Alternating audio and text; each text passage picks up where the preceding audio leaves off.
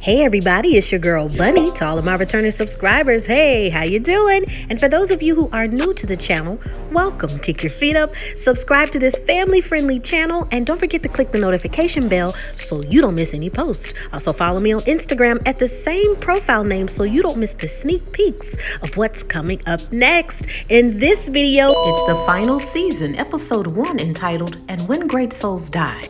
I give a full episode recap with photos offset to the side, and then I give my review at the end. No need to dig around. I keep all of the minute marks in the comments. It's all coming up next. Ralph Angel speaks with his co-worker. It's been hard dealing with leaving the farm, accepting this new lifestyle and income, and his co-worker agrees. It got hard for him too and his wife after Hurricane Ida and Katrina. They even considered moving, but he feels that Ralph did the right thing, not giving in and staying patient during these co-op finalizations. Even though this gig is temporary, he loves the times and talks between them. His father should be proud.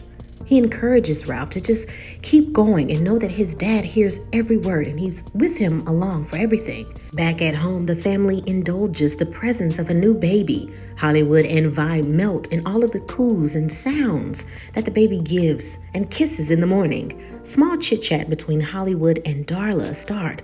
They talk about the woes of the lack of sleep. Gladly, Darla is happy to announce that she got 4 glorious hours, the longest amount of sleep in 6 months. Darla isn't worried about lack of sleep, though. They're both concerned about Ralph Angel. He might burn out from working 2 jobs. He will hopefully soon start receiving salary from the co-op. Then again, maybe it's a good thing he's so busy. Or maybe it's a good thing, keeping his mind off of everything that's going on. After work, Ralph runs into an old friend of the family, Trin. Her mom and brother sent another gift from Dallas for the baby. The gift contents represent good luck. Miss Fan is now retired. It's long history for the company. Her mother was 10 years old when the estate was purchased. 30 years of service. She's heard the unfortunate news about the farm. She offers help with anything she can do. She knows how much that farm meant to him and the family. It's warm wishes from Trin's boyfriend as well. He sends love and the best for the future.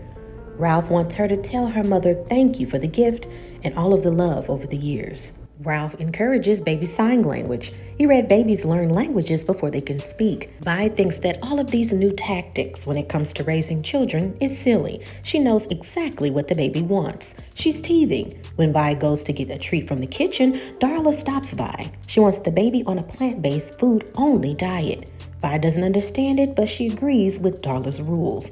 Micah FaceTimes Charlie, and he's proud of everything she's doing and everything that she's sending, but please keep in mind, my apartment is only so big. Charlie has to cut the call short, and she's booked with party leadership meetings. After the call, Micah says goodbye to a young lady that's enjoyed the night before. They're excited to see each other again soon. Micah receives a text from Isaiah keeping him posted about the new friend, Bryce. Micah is so happy that they're having a fun time in Mexico. Prosper gets ready for the day, but notices Billy continuously ignores calls from Vince. He doesn't want to pry, but communication is needed. Billy blows off the concern by teasing how well put together her dad is. And he's going to Sandy's again, right? You fixed her entire house by now, huh? He says that they're just friends and he enjoys her company. On another note, Billy still hasn't received any debt relief response from the proposal. White farmers are now claiming reverse discrimination. Nova is nervous about a big article drop. It's information that it has a lot riding on it. Dominic loves the conversations and how their relationship is blossoming. They even explore new sites along the town. They should explore more sites as tourists. They look forward to spending more time together. Darla and Ralph can't believe how fast time flies. Their baby girl is already 6 months old. Ralph feels guilty that he's been missing special moments with his daughter due to work. The Southern Louisiana Federation of Co-ops has to be approved. This has to work, making all of the struggles worth it. Darla reminds Ralph that they have people coming, special people. If that weren't the case, then they would have sent an email.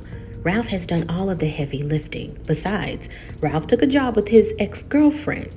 Ralph laughs at her slight jealousy and guarantees that she has nothing to worry about. Darla wants Ralph to find something that can bring him happiness. She's taking up swimming again, so maybe he should have an outlet. Micah drops off family memories once stored in Charlie's garage. So far, Charlie has won the primary in her campaign.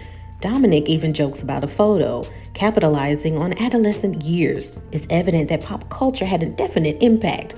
Here in this picture, it's gotta be TLC. There's an alert for New Orleans Daily News. There's documented videos of people sharing their opinions about not only the co-op, but the possible Landry expansion. Now, hopefully, they can bring everything to a close concerning Parker's petition. Vi in Hollywood spends some time with the baby, and Joaquin brings a twist to her blueberry pie. Vi warns not to change her recipes. She knows that he wants to make a good impression on the guests and also wants to be a chef, but making changes will get him kicked out of the kitchen. After they both give it a taste, Vi literally eats her words. The pie is delightful. She even wants to see his mom visit more. After he leaves, Vi is happy that Hollywood is warming up to Joaquin and him being back in the restaurant. But Hollywood is honest. He still has his eyes on him closely. Micah is surprised to see Kiki. He's there to see Rahat Stevens concerning activist photography. She manages his NFTs and his TA. They're happy to see one another, and Kiki cheers them on to do well. Ralph and Dominic take pride in the co-op setup for Black farmers. It's to sell their produce. There's even a service to deliver the product straight to the customer. All the customer would need is a CSA subscription. Mo Evans is coming soon to review their process, and Ralph wants everyone to be familiar with who she is before she arrives. Prosper and several others said, we know, you've told us over and over again. Sandy's friend wants to know from Prosper what's going on and making things official with Sandy. None of them are getting any younger, and Prosper needs to make a move. Prosper gets so nervous that he deflects the question and moves on into speaking about something else. Darla goes over some account information with Miss Prathina. She notices that the accounts are overdrawn. Darla is worried that she's behind on her mortgage, and she's almost 90 days past due. They will need to check the status of a mortgage extension request. It's been 3 months and there's no status. Darla offers to drive her to see what's going on. It's hard for Ralph to see the border loan land removed from the farmland sequence. It's only the beginning, Ralph, Darla says. They've got to keep going. Many of them before them did, so they can do it. Mo arrives, and her name is a family-giving nickname from her brothers.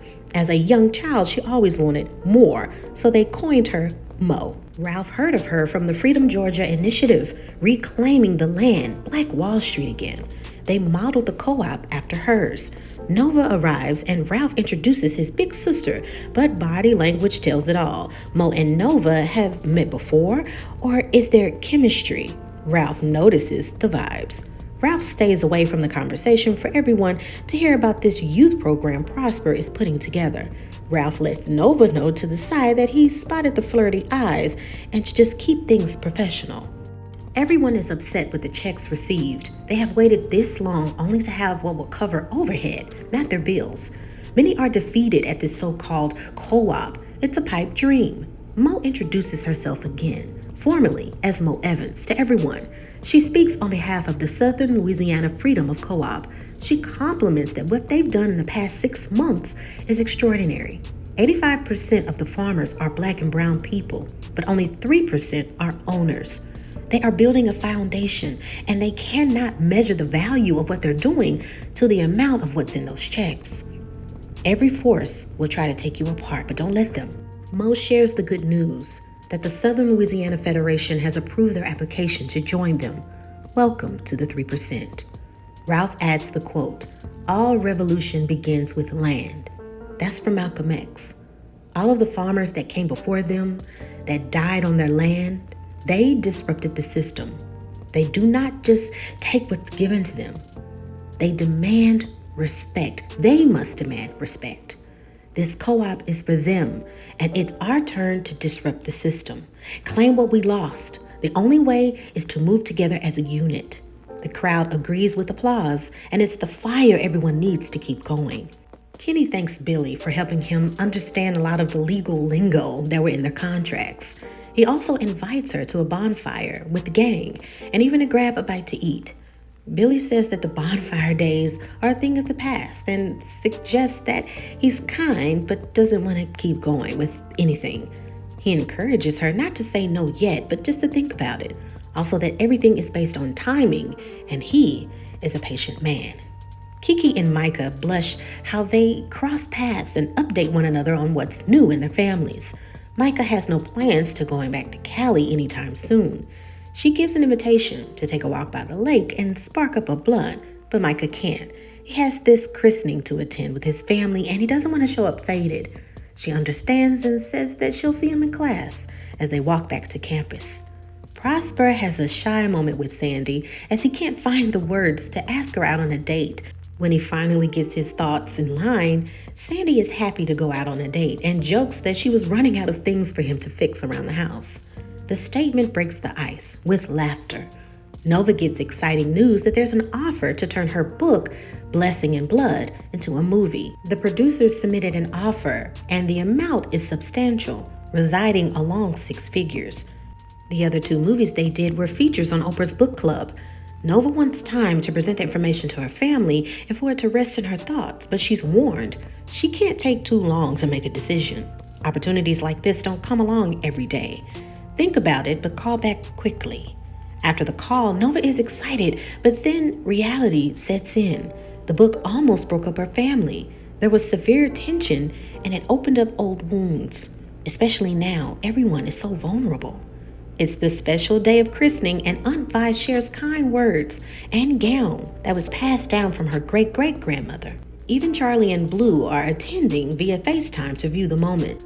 True Bordelon, named after her great-grandmother, christened in the name of the Father, the Son, and the Holy Spirit. Nova teases Micah about how he's always on his phone, while Micah goes on a small rant about how he ran into Kiki, things are weird at school, and was he even christened as a baby? Nova can tell immediately that he's high. He fell for the rap of Kiki telling him that he's not spontaneous enough and he should rejoin the family when he gets himself all the way together. She reassures that his parents weren't into the christening thing, but he was blessed the minute he was born. Billy and Nova joke about how Micah was baked and imagining being 20 years old again. Billy is so excited that Nova has a movie offer, but Nova wants her to keep the news tight-lipped until Nova can share the news for herself with her family. Vi steps into the kitchen and wants to know what's all the whispering about. Are they gossiping about Dominic? Besides, what's the news about him? Vi likes him, and so does Nova. She wants to take things slow and get to know him more. Ralph wants to create a new family tradition. They have a family Bible. It was the first thing his family and his ancestors owned. It kept record of the family land in the back and family names in the front. Now, True Bordelon was born on their land. Ralph wasn't around when Blue was born, so his dad added in Blue's name in his place. Now, he's proud to write True's name. After all of the struggles, it's easy to see the cup half empty, although he doesn't see that now. He sees in front of him everything he needs. They all say, "I love you," but the mood is slightly interrupted. Sam Landry sarcastically congratulates Nova on such an impactful article. All of that hard work to display all of the victims, the living descendants to have the land owed to them untouched. All of her hard work resurfaced skeletons yet again. Their families are intertwined in their graves. Vi is angry as she sees the name, Arsenal. It was Betty's people, her maiden name. Sam gloats while sharing more information. Parker's mother, and Parker is a living descendant of the massacre. Now, Parker has petitioned to overturn the historical marker status on her land. This piece of information will help them expand the outlet mall as planned. They will remove the bones, of course, and concrete over whatever else is left. Nova points out that she's talked to several living descendants of the massacre, and it would take more than Parker to overturn this historical marker. Vi asks Sam discreetly, "Are you sure that you want to go down this path? You know where it leads." And Sam replies, "You left us no choice." And that is the end of the episode.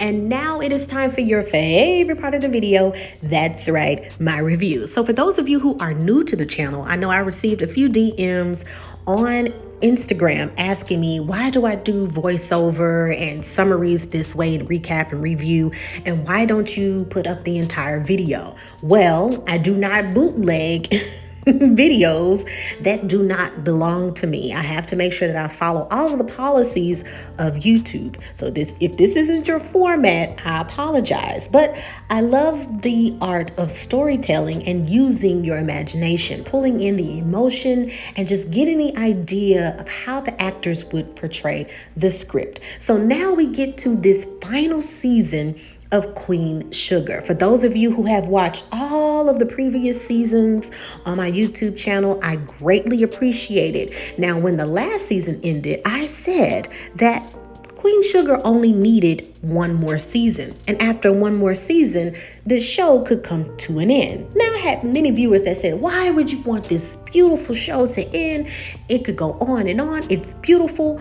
But when it comes to the script, when it comes to the design of what we're viewing, you don't want scripts to become redundant.